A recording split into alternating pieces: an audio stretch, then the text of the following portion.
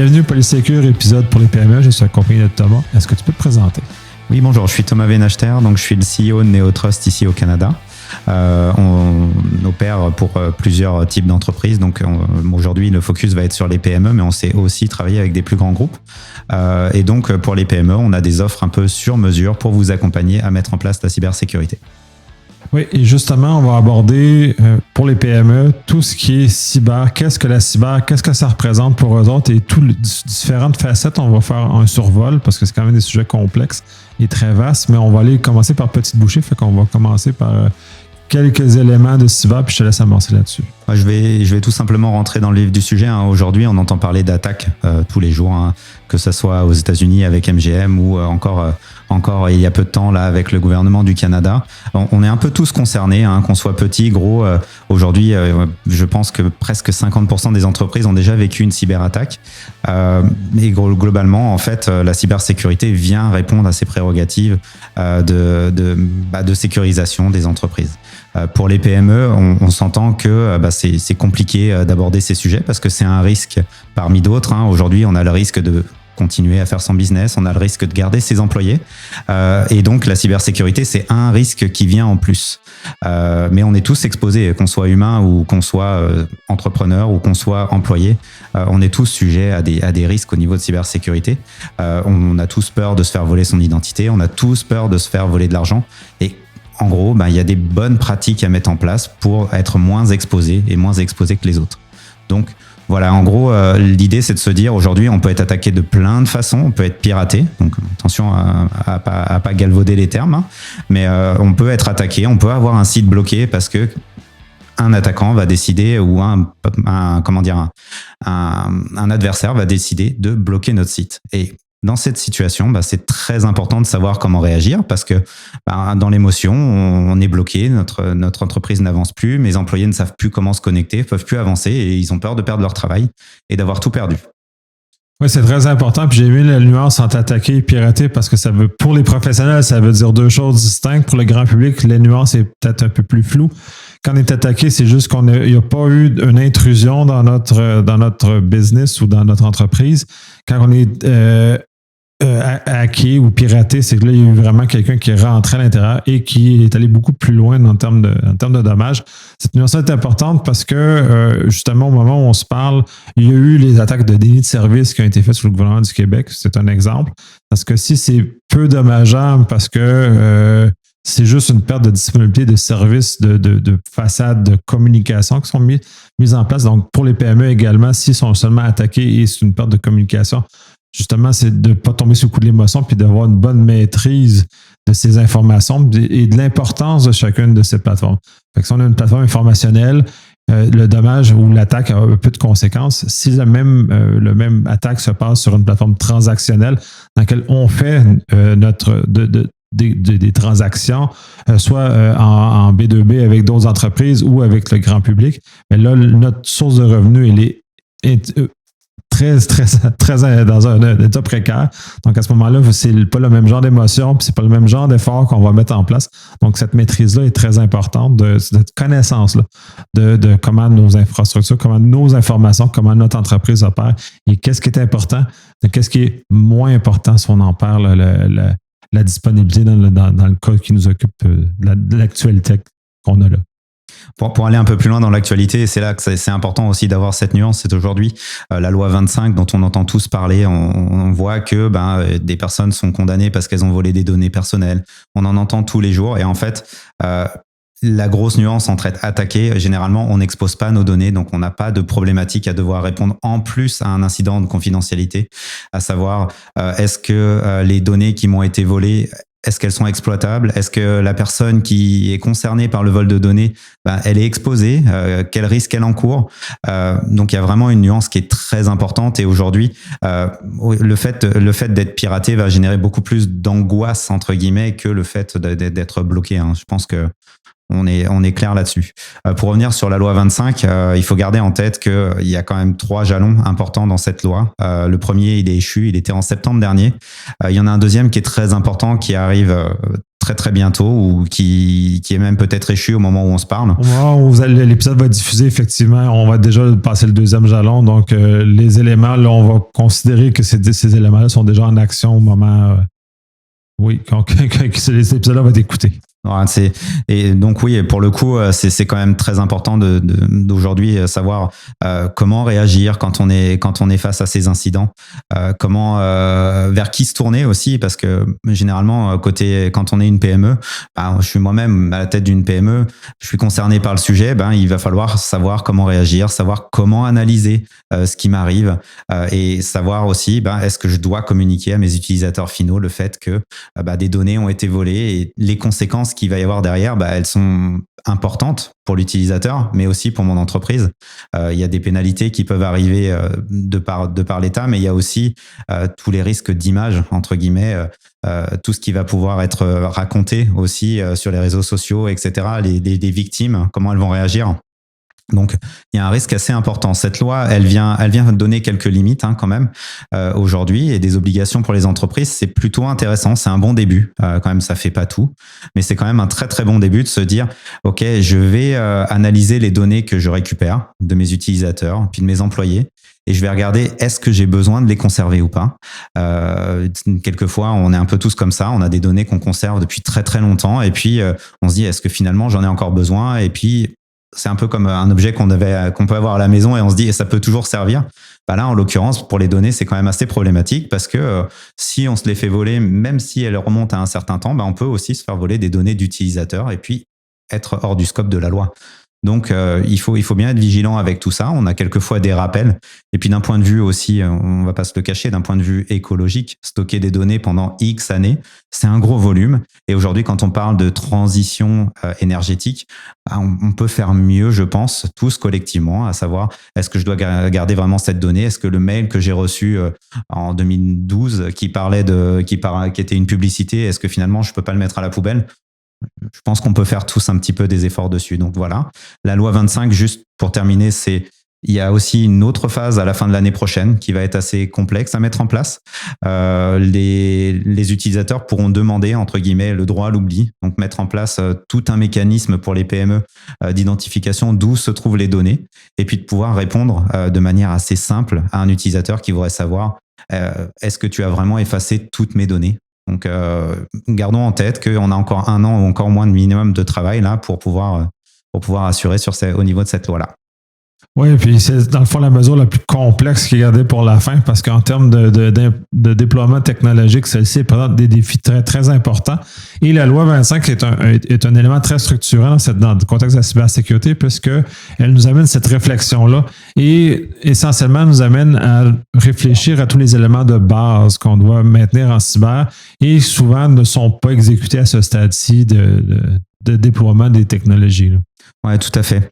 On entend parler depuis des années, tous, de mettre des patchs de sécurité, corriger des vulnérabilités. On le fait tous, on a tous des ordinateurs à la maison, mais concrètement, dans l'entreprise, c'est hyper important de se maintenir à jour. On va dire que c'est des basiques, mais en effet, au moment d'appliquer certains correctifs, on se demande est-ce que ça va pas casser mon serveur? Qu'est-ce qui se passe s'il ne redémarre pas? Comment ça va se passer si mon antivirus ou mon ODR se met à jour et qu'il me bloque tous mes postes?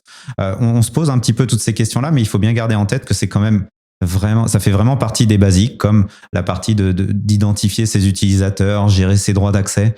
C'est vraiment très important d'avoir une bonne vue sur ces aspects-là, parce que c'est quand même la base. Et la loi 25 n'oblige pas à être correct sur ces aspects-là, mais globalement, pour entrer en conformité avec la loi 25, si on n'a pas appliqué tous ces processus-là, on est quand même pas très très bien pour pouvoir répondre à un audit.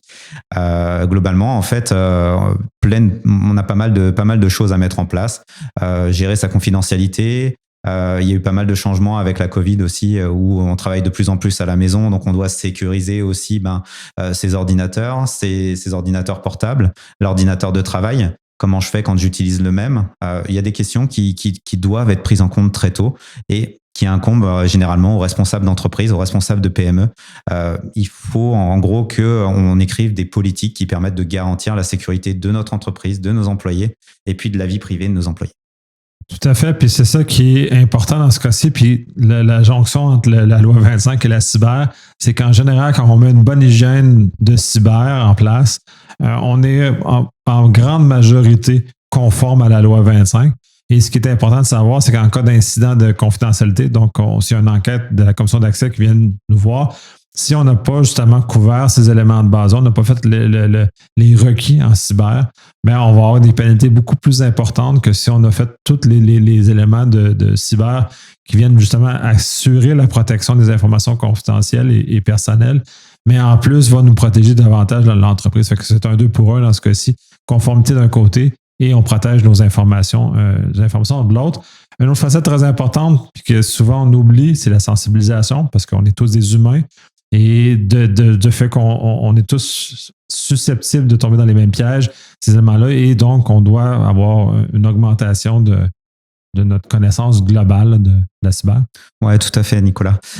Concrètement, en fait, on est aujourd'hui sur deux postures en termes de cybersécurité. On a la posture de répondre au légal. Donc, on va mettre en place des mesures, imposées par la loi, mais on a aussi une approche plus proactive. Et la sensibilisation, c'est vraiment très important parce que des employés qui savent entre guillemets, bien manipuler leurs données, qui savent que s'envoyer des mails ou brancher des clés USB, bah, ça comporte des risques. Au moment où ils vont le faire, ils vont quand même se poser la question, est-ce que j'ai vraiment besoin de cette donnée ? Est-ce que mon support USB, est-ce qu'il est vraiment sécurisé ? Ou est-ce que je l'ai branché avant ? Donc, c'est quelque chose qui prend du temps et qui doit être répété assez régulièrement. Hein. On voit, c'est pas parce qu'une nouvelle personne arrive qu'on doit absolument la sensibiliser. Oui, c'est bien de le faire, mais c'est un cycle permanent, en fait, au niveau de ses employés. On y viendra peut-être un petit peu plus tard. Au niveau des réseaux sociaux aussi, on a des risques qu'il va falloir maîtriser. Et la sensibilisation, c'est vraiment important que ce soit sur les bonnes pratiques, que ce soit sur les tendances. Rappeler un peu comme on le fait aujourd'hui que les attaques, c'est au quotidien et que c'est pas... En gros, tout le monde est concerné. C'est tombé chez le voisin à côté, mais ça peut aussi bien tomber chez moi. Quelquefois, on n'est pas la cible des attaques qu'on va subir direct, mais par rebond, on va récupérer une attaque parce que nos systèmes sont tous interconnectés et que, voilà, on ne peut pas vivre sans être connecté à quelqu'un d'autre aujourd'hui. Et donc, comment va mon tiers avec qui je suis connecté à côté ? Est-ce qu'il est en bonne santé ? On doit en parler, on doit pouvoir discuter un petit peu du niveau de sécurité sans aller dans les secrets d'entreprise. Mais globalement, voilà, on a aussi ce devoir de pouvoir diffuser un petit peu la bonne parole, je dirais, autour des aspects de cybersécurité. Absolument. Et puis si on est capable d'amener ça dans le discours plus courant et plus quotidien, puisqu'à l'heure actuelle, c'est principalement un discours de spécialiste, qui est un peu, à mon sens, on rate l'objectif parce que la cyber, c'est l'affaire de tous, parce qu'on est tous partie prenante de ça, on a tous des informations à protéger et les PME sont un vecteur, tant qu'à moi, très intéressant de sensibilisation parce qu'on est capable d'aider les employés, dans l'entreprise, mais également dans leur vie personnelle, également à faire des gestes qui sont de meilleurs comportements en cybersécurité, qui les exposent également, eux, moins aux différents risques ou au phishing qu'on voit, qui est de plus en plus sophistiqué d'ailleurs, qui permet justement d'atténuer ça, ou que les employés vont se retrouver parce qu'ils sont à la maison, comme tu mentionnais, à être attaqués par la maison et en rebond, ensuite remonter dans l'entreprise, par exemple, parce que toutes ces situations-là existent. Il y a eu des cas aux États-Unis médiatisés que justement, c'est un ingénieur d'une firme de développement qui, par rebond, s'est fait attaquer une de ses périphériques à la maison et est remonté jusque dans le réseau de l'entreprise, justement, pour faire fuiter les informations. Ce qui a créé un peu de désagrément pour les utilisateurs de l'espace, parce que dans ce cas-ci, c'est le cas de l'espace, où toute cette chaîne-là est allée jusqu'à la compromission complète de leur système, donc de perte de valeur et perte de confiance face à leurs choses. Puis donc, c'est réel, ces éléments-là et ces conséquences-là. Et justement, en prenant l'exemple, c'est un exemple comme ça, bien, effectivement, il faut apprendre à détecter et à réagir correctement quand on a un incident qui se passe dans nos infrastructures. Ouais, exactement. En fait, le secret, c'est quand même d'être prévenu avant que l'attaque arrive. Si on peut anticiper, on est quand même beaucoup mieux, hein. Statistiquement, en fait, entre le début d'une attaque et la réalisation de l'attaque, qui va être le blocage du système, on est pratiquement à 6 mois de mise en place, d'exécution, etc. Donc, on a le temps de détecter tout ça. Donc, il faut pas avoir peur de lever la main et de dire, OK, aujourd'hui, je ne sais pas si je suis dans une situation de compromission. Est-ce que quelqu'un est rentré chez moi? Est-ce que quelqu'un prépare quelque chose? Il existe des outils, on pourrait en parler pendant des heures, mais c'est pas le moment. Mais il existe des outils qui permettent d'anticiper un petit peu tout ça et de se dire, ok, là à date, j'ai des portes ouvertes, j'ai des patchs à mettre, j'ai quelqu'un qui écoute peut-être des choses qui se passent sur mon réseau. Ok, comment je fais? Je fais appel à un spécialiste, vraisemblablement, qui va m'aider et qui va me dire ne coupe pas tout de suite, hein, essaye de savoir qui c'est, etc. Mais qui va quand même avoir le bouton rouge pour pouvoir couper au bon moment. Donc, on est sur une détection relativement classique. Quand on est dans sa maison, on va mettre des caméras. Ici, ça peut être un peu pareil dans le domaine de la cybersécurité. On doit avoir une vue de ce qui se passe sur nos serveurs. Et quand on est trop petit, quand on est une PME, on peut faire appel à des services spécialisés qui vont pouvoir faire cette action pour nous, 24 heures sur 24, 7 jours sur 7, qui vont pouvoir lever une alerte en disant attention, là, il y a quelqu'un qui fait quelque chose de malveillant chez toi. Est-ce que tu le connais? Est-ce que c'est un nouvel employé? Enfin voilà, on a toute cette capacité aujourd'hui technologique et le savoir-faire pour pouvoir anticiper ces attaques et faire en sorte qu'on ne soit pas arrivé au blocage. Oui, ben justement, c'est important de le voir arriver. De toute façon, il y a plein de firmes, autant au Québec qu'en France, qui sont spécialisées justement dans ce type de surveillance-là. Donc, c'est pas obligé de se s'outiller soi-même, mais on peut faire affaire justement avec une entreprise qui est spécialisée dans ce domaine-là, qui justement va nous aider. Et à ce que je sache, c'est si peu dispendieux versus le fait de payer le fait d'un incident. Et ensuite, l'autre pendant à ça, c'est comment on doit réagir quand il y a une attaque qui se passe. Eh ben là, c'est aussi toute la question, parce que on a peut-être loupé quelque chose au moment de l'installation de l'attaque, hein. Je dis pas qu'il n'y a pas des attaques qui sont très courtes et qui arrivent tout de suite, qui sont décidées au dernier moment, mais globalement, on a le temps quand même de se préparer à tout ça. Mais quand ça arrive, généralement, on a écrit des procédures. La loi l'impose aujourd'hui par rapport aux incidents de confidentialité, la loi 25, on en a parlé tout à l'heure. Mais globalement, c'est un peu comme, je sais pas, un voleur qui rentre à la maison, on a beau se préparer, on sait pas trop réellement comment on va réagir.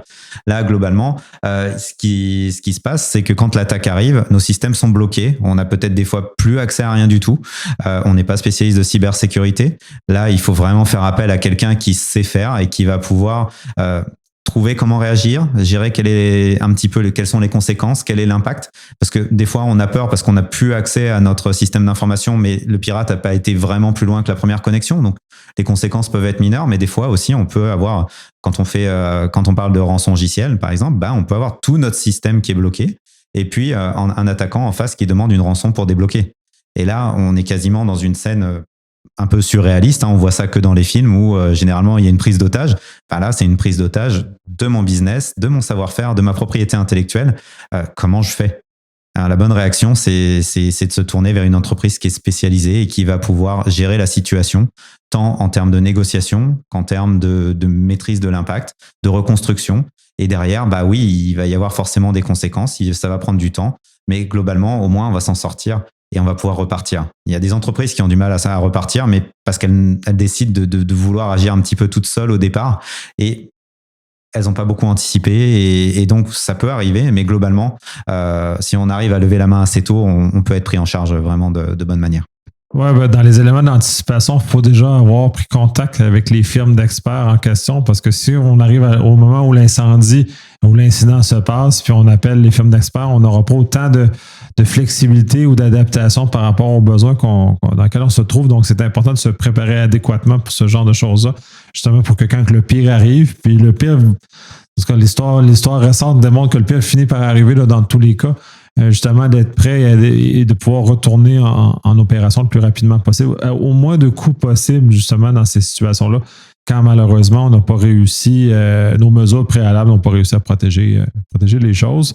On va aborder le dernier point sur les réseaux sociaux, l'exposition des employés parce que ceux-ci ont une double vie, la vie de l'employé et la vie personnelle, vont jouer sur les réseaux sociaux dans les deux univers parce que les entreprises maintenant sont actives dans les réseaux sociaux et, et les gens dans leur vie privée. Donc, il y a plusieurs éléments à tenir en compte et faire très attention sur l'usage de ces différentes plateformes-là.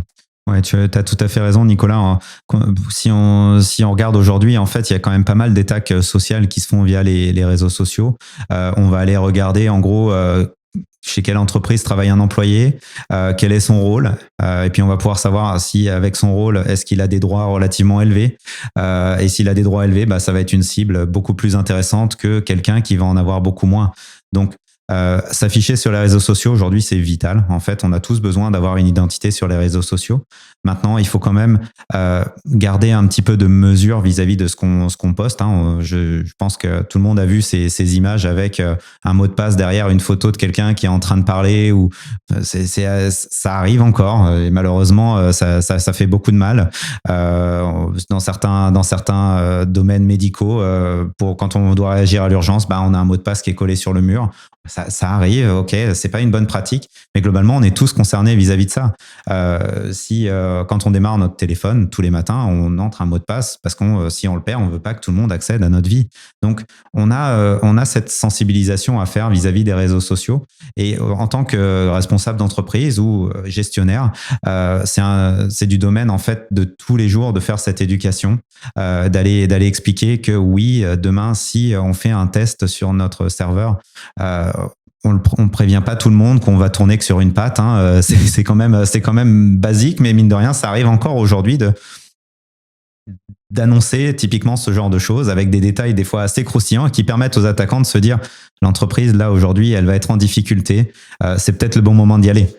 Et donc voilà, je pense qu'on a tous un petit peu ce devoir de réserve vis-à-vis de ce qu'on communique sur les réseaux sociaux et tout ça s'appelle l'exposition globalement externe de l'entreprise et donc voilà, je pense que prenons-en conscience et puis vivons avec notre temps aussi. On peut pas non plus complètement disparaître des réseaux sociaux, mais d'avoir une saine prudence dans l'usage de ceux-ci. J'aime bien l'idée du droit de réserve justement pour ne pas divulguer trop. On a fait un premier tour d'horizon des points que tu voulais aborder. Est-ce que des choses qu'on n'a pas assez parlé que tu aimerais parler de davantage? Non, moi, à date, je pense que l'idée, c'était vraiment de sensibiliser les responsables de PME. On est beaucoup à être dans cette situation, à se trouver un peu impuissant par rapport à la cybersécurité. Très, très franchement, même sans être abonné à des mailing lists ou à des news sur la cybersécurité, on voit que beaucoup de groupes, même des groupes qui mettent des moyens, arrivent quand même à se faire attaquer. Donc, il faut vraiment rester sensible au fait que la cybersécurité, c'est pas juste aujourd'hui, c'est tous les jours qu'il faut mettre en place les bonnes règles, les bonnes façons de faire, et puis il faut pas avoir peur d'aller voir des firmes qui sont vraiment spécialisées. Une chose importante que t'as dit tout à l'heure, c'est appeler une firme quand l'attaque est là. C'est plus compliqué pour la firme si elle a pas déjà travaillé sur l'environnement, si elle a pas déjà commencé à mettre un peu les premières briques de cybersécurité, ne serait-ce que des connexions privilégiées, etc. Généralement, ça facilite un peu d'anticiper ce type de blocage et ce type de problématiques qui peuvent être vraiment, vraiment désastreux pour les entreprises. Et donc, c'est vraiment un travail de tous les jours que de penser cybersécurité. Oui, merci énormément. C'est super intéressant. On va sûrement se reparler parce que c'est un premier survol et il y a tellement de choses à dire et tellement de choses à partager sur le sujet. Merci énormément. Merci.